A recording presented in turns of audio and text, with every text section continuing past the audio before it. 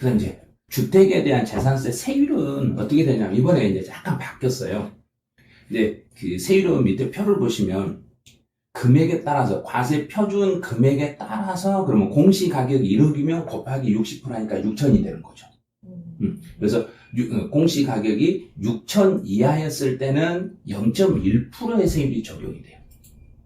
그런데 공시 가격이 6억이다. 그럼 거기다 60% 곱하니까 3억 6천이 되죠. 근데 공시 가격이 6억인데 과세 표준이 3억 6천이다. 그러면 거기에다가 과세 표준 그러면 공시 가격에다 60% 곱한 금액이니까 곱하기를 해가지고 나온 그 3억 6천을 초과하면 세율은 3억 6천까지는 57만 원이 나와요.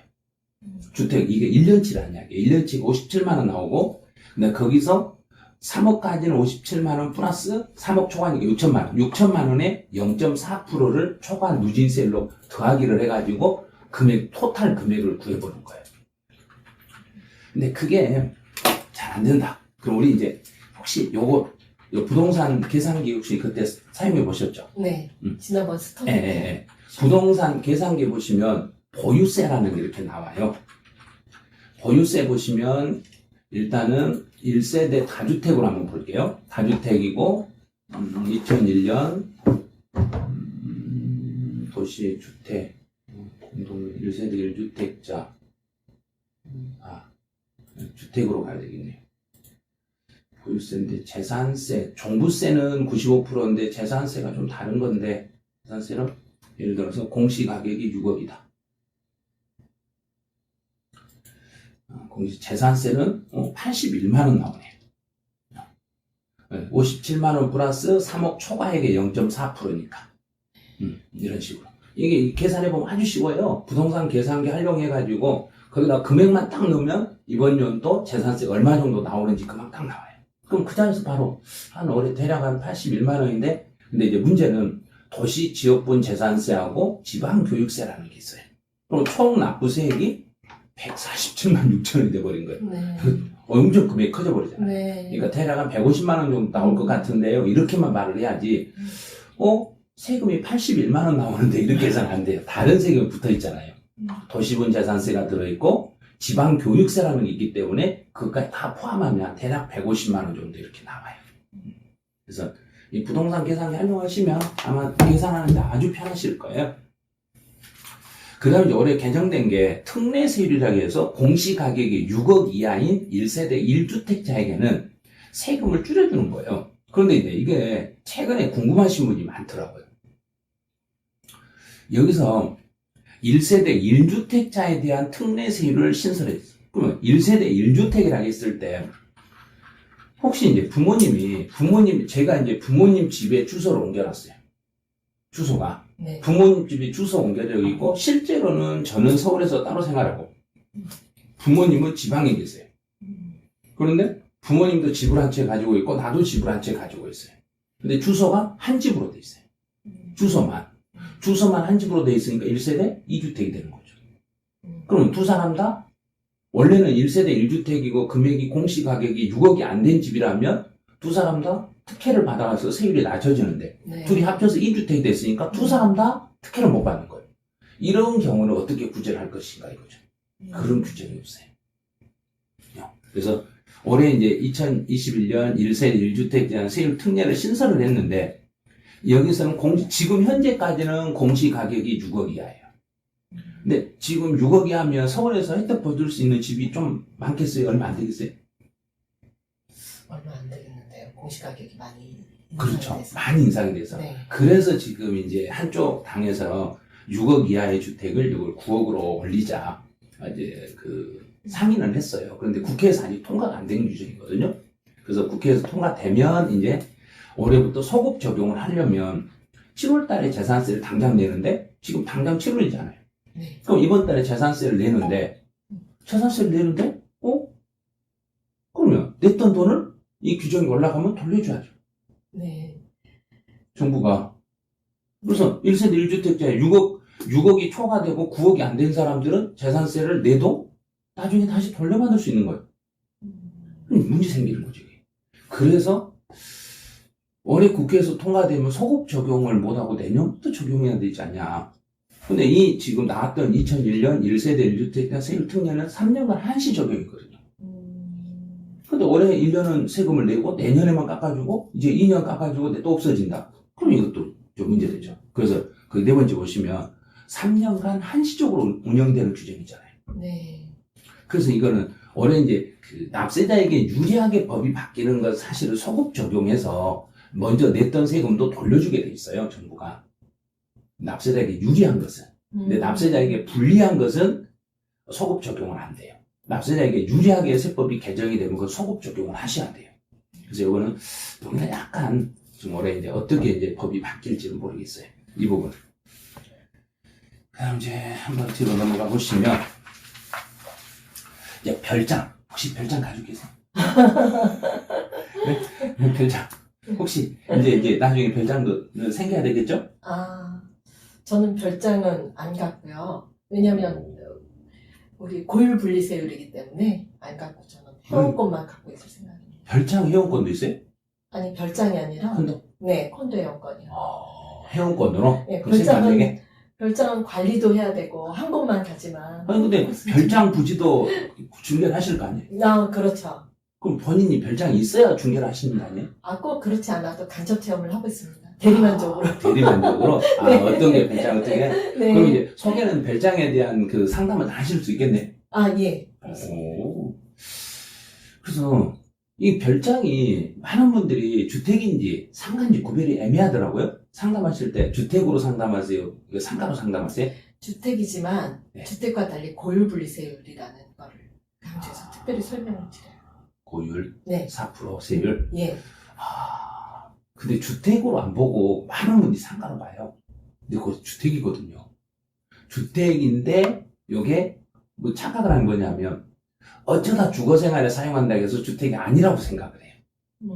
주택이에요. 왜냐하면 주택이기 때문에 위에 그 별장으로 사용된 건물하고 밑에 있는 땅을 이렇게 묶어서 네. 4%짜리가 적용이 돼요. 그리고 고지서도 전체 중에 반절은 7월달, 반절은 9월달 이렇게 나눠서 나오는 게 예. 별장도. 예. 그래서 보면 이제 별장은 주거용 건축물로서 여기서 이제 보는 게 늘 주거용으로 사용하지 아니하고 그랬잖아요. 그래서 어쩌다 주거생활에 사용하는 휴양이나 피서나 놀이 등의 용도로 사용하는 건축물과 부수 토지를 말한다 그랬어요. 그래서 위에 건물하고 땅을 다 묶어가지고 별장이라고 해요. 예. 그럼 이제 중개사 하실 때 여기서 주의하실 게 뭐냐면 별장을 구입하신 분이 넓은 땅을 가지는 분들이 많겠어요? 아니면 땅이 좁겠어요? 돈이 좀 많다. 근데 일반적으로 100평 정도의 별장을 많이 찾으시는 그래요? 예, 왜냐면 자연녹지 네. 쪽에 아무래도 별장을 찾는 곳은 네. 거의 자연녹지가 많기 때문에 네. 건폐율을 20%밖에 지을 수가 없어요. 그래서? 예, 자연 취락지구까지 있으면 1.5배 완화해서 저희가 35%까지 건축 바다 면적을 지을 수 있어서 거의 100평 정도 또는 120평 정도를 찾아야 30평에서 한 4, 50평, 45평까지 예, 지을 수 있어서 이제 그 평수를 많이 선호하십니다. 그럼 이런 것도 이제 나중에 그 유튜브에서 한 번씩 올려주셔야 되겠네.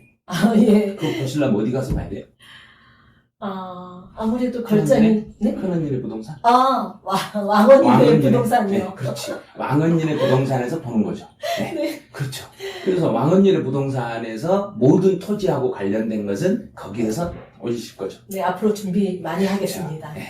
그래서 이런 부분들을 이제 그 세법에 관련된 것들을 전부 다 실무에서 직접 하시니까 그런 부분을 실무에서 직접 유튜브로 아마 올려주셔야죠. 네. 그래서 이 부속 토지가 넓으신 분들은 변칙적으로 어떻게 하시냐면은 주로 그 땅은 넓은데 별장으로 봤을 때 그 넓은 땅을 묶어서 별장이라고 해버리니까 그 땅까지 고율로 4% 세율이 매겨져 버리면 엄청 세금이 많이 나오잖아요. 네. 넓으니까. 네. 그래서 부속 그 밑에 땅에 경계 표시를 안 해버리는 거예요. 근데 거기 보면 별장들을 어느 별장에 가보면 담이 이렇게 둘러쳐진 데 있잖아요. 예. 거기는 땅이 넓지 않아요. 근데 별장에 가보면 건물만 단독으로 탁 있고 네. 담이 하나도 없어요. 네. 예. 그리고 산속에 별장만 하는 건물만 딱 있죠. 네. 그러면 그 주변에 있는 땅이 전부 다 자기 거예요. 아. 그래서 그 부속된 토지의 경계를 명확하게 안 해놓으면 바닥에 10배까지만 별장의 땅으로 봐서 4%가 되고 나머지 땅은 일반 토지로 봐서 세금이 매겨져요. 아, 예. 그래서 그렇게 변칙을 하시는 거예요. 그리고 또 어떤 분은 별장에 그 토지가 아닌 것처럼 하려고 주변에 과수를 많이 심어요. 그 옆에 농지인지처럼 과수를 심어가지고 그 또 5년 동안만 과수를 딱 심어놓고 5년 지나면 다 뽑아버리고 미니 골프장을 설치하고 네. 이런 경우 많거든요. 예. 그래서 중개사 하실 때는 참 그런 게 어렵겠더라고요. 일일이 이렇게 상담을 해주셔야 되니까. 네. 그 다음에 또 하나가 이 건축물과 부수 토지가 별장인데 거기 보시면 농어촌 주택과 그에 부수된 토지는 제외한다 그랬거든요. 네. 그 별장 중에 일정 규모가 안 되는 농어촌 주택이 별장으로 사용하는 경우는 그때는 4% 적용이 안 돼요. 이런 것도 나중에 알으셔야 돼요. 30제곱미터 이하. 그렇죠. 그리고 금액이 또 있어요. 그건 취득세에서 이제 한번 보셔야 돼요, 나중에. 네. 그래서 취득세에서 별장에서 제외되는 그 농어촌 주택인데 별장에서 제외되는 면적들이 있거든요. 근데 그 농어촌에 있는 것 중에서 별장으로 어쩌다 한 번씩 주거생활에 사용해도 그건 별장 개념이 아니기 때문에 4%가 아니라 일반 주택으로 봐서 세율이 적용이 돼요. 아, 네. 그런 것도 있어요. 그다음 이제 탄력세율이라는 게, 이건 탄력이라는 게 뭐냐면 사실은 탄력은 고무줄 같은 거예요. 그래서 세금이 적용을 딱 해놓고 요걸 끌어올려. 또 밑으로 돼. 그러니까 이 세금을 위로도 올릴 수도 있고 밑으로도 내릴 수 있는 이런 세율을 탄력이라. 근데 사실은 탄력세율이라 쓰지 않고 원래는 표준세율이라고 써요. 표준세율이 이게 늘어날 수도 있고 줄어들 수도 있는 게 표준세율이에요. 근데 이제 학자들은 이걸 탄력세율이라고 그래요. 그래서 법에서 이제 세금이 계산된 것을 탄력적으로 올리기도 하고 내리기도 하는데 대략 한 50% 정도까지 그렇게 할 수 있어요. 그래서 예전에 서울 강남하고 서울 양천하고 서울 용산구에서 그 지방자치단체장들이 결정해서 25% 정도 재산세를 깎아준 적이 한 번 있었어요. 그래서 저도 제가 양천구에 살고 있었거든요. 근데 그때 당시에 저희도 25% 정도 재산세, 주택에 대한 재산세를 감면받은 적이 있어요. 근데 왜 그렇게 감면해줬는가 모르겠는데 너무 세수가 많다는 거예요. 세금이 너무 많아서 깎아준다. 근데 알고 봤더니 그 다음 년 때 지방자치단체 선거가 있었거든요. 그런 경우도 있고 그래요. 그래서 이제 그 지역 사정에 따라서 우리는 예산이 너무 많다. 그럼 50% 범위 내에서 깎을 수도 있고. 또 지금처럼 상황이 안 좋잖아요. 예. 그러면 너무 지원금이 많이 나가다 보니까 예산이 부족하다. 그러면 네. 그 지역 사정에 따라서 50%만큼 올려서 재산세를 더 받는 경우도 있고 그래요. 근데 지금 재산세 더 받는다면 머리 아프겠죠. 네. 그래서 이렇게 이런 규정이 있기는 있어요. 그런데 한번 이렇게 이번 연도에 낮춰주거나 이번 연도 올렸을 때는 이번 연도에만 하라는 거지 다음으로 가는 건 아니에요. 그래서 언제나 올해 깎아줬으니까 내년에도 깎아주겠지 이런 생각을 하시면 안 돼요. 네. 그래서 그때그때 그 지방자치단체 사정에 따라서 올리고 내리고가 결정이 된다는 거. 이런 걸 탄력세율이라고 해요. 그래서 재산세가 이런 규정이 있어요. 근데 이거 말고 취득세나 등록면에서 낼 때도 이런 규정이 있다는 거 아시죠? 네. 그죠? 가감 조정. 네, 50%만큼씩 더 낼 수도 있고 적게 낼 수도 있고. 네. 그래서 어떤 분이 이렇게 물어보더라고요. 서울에 집 한 채를 살 때 하고 지방에 집을 한 채 똑같은 금액인데 왜 세금의 차이가 있어요? 이렇게 물어보는 거예요. 그게 50% 범위 내에서 어느 지역은 더 받고 어느 지역은 약간 깎아서 받기 때문에 세금 차이가 생길 수도 있어요. 계산해놓고 거기에서 더 받을 수도 있고 계산해놓고 거기서 깎아줄 수도 있고 네. 이래서 약간의 차이점은 생길 수도 있어요.